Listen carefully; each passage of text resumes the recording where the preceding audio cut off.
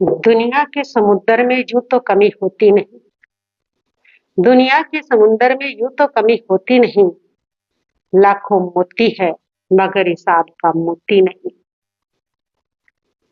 संसार के अंदर लाखों प्राणी जन्म लेते हैं और लाखों विदा हो जाते हैं, लेकिन सदियों के बाद कभी कभी धरा के ऊपर ऐसे महापुरुष अवतरित होते हैं जो पर कल्याण की साधना में रत रहा करते हैं।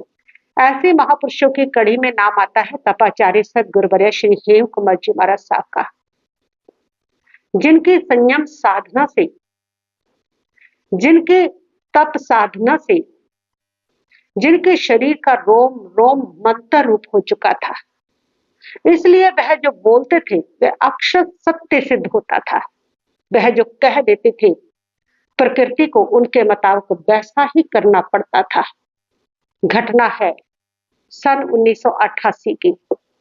जाखल के अंदर गुरु माँ का चतुर्मास था और जाखल नीचे क्षेत्र पर है। वहां पर घग्गर नदी जब भर जाती है तो वह क्षेत्र बाढ़ग्रस्त हो जाता है। बाढ़ का पानी भर जाता है। हर 4-5 वर्षों के बाद ऐसी घटना जाखल के साथ घटित होती रहती थी और सन 88 में घग्गर नदी पूरे तरह से भर चुकी थी। सरकार की ओर से यह आदेश शहर के अंदर पहुंच चुका था कि सभी अपने घरों को खाली कर दें, अपना कीमती सामान ले लें और जाखल के अंदर कुछ ही घंटों के बाद पानी प्रवेश करने वाला है, क्योंकि घग्गर नदी का जो पानी है वह ऊपर ही ऊपर चढ़ता चला जा रहा है और वह कंट्रोल नियंत्रण में नहीं आ रहा और घग्गर नदी जो है वह क्रॉस करते कुछ ही घंटों में जाखल में पहुंच जाएगी। वहां के प्रधान श्री काहनचंद जी जैन और वहां के अन्य ट्रस्टीगण गुरु माँ के पास पहुंचे और उन्होंने निवेदन किया कि गुरु माँ, जाखल में कुछ ही घंटों के बाद पानी प्रवेश कर सकता है, ऐसी सरकारी सूचना आई है और आप हमारे साथ चले और इस स्थान को छोड़ करके और साथ वाले गांव के वहां पर स्टेशन पर जो उच्च स्थान है वहां पर ठहर जाए।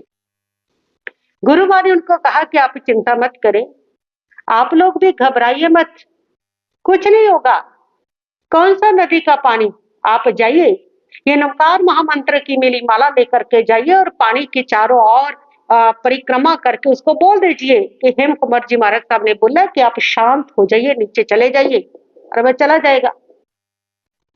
और जैसे उन्होंने कहा तो उन्होंने माला दी और माला लेकर के परिक्रमा करके उन्होंने बोला कि गुरु माँ ने हमें भेजा है, आप शांत हो जाइए और नीचे उतर जाइए।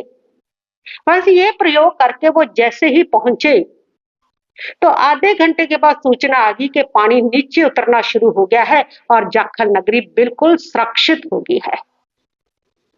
ऐसे थे गुरु माँ, जिनका एक एक शब्द मंत्र रूप होता था। ऐसे थे वो गुरु माँ जिन्होंने उस समय हजारों लोगों को जीवन दान दिया, उस बाढ़ से उस क्षेत्र को बचाया। ऐसे थे उनकी वाणी की पावर, उनकी साधना की पावर, उनकी वाणी की पावर कि चढ़ी हुई जो बाढ़ है, जो विनाश का रूप लेकर के खड़ी थी, वह अभिनंदन करती हुई अपने आप शांत होकर के चली गई। ये सब तप साधना का प्रभाव होता है। यहाँ पर प्रकृति भी साधक के अनुसार काम करने लग जाती है। जो सच्चा साधक होता है, जो संयमी साधक होता है, प्रकृति भी उनके अनुसार चलती है, उनको वंदनीय मानती है और उनकी आज्ञा पालन करने में प्रकृति भी अपना सौभाग्य समझती है।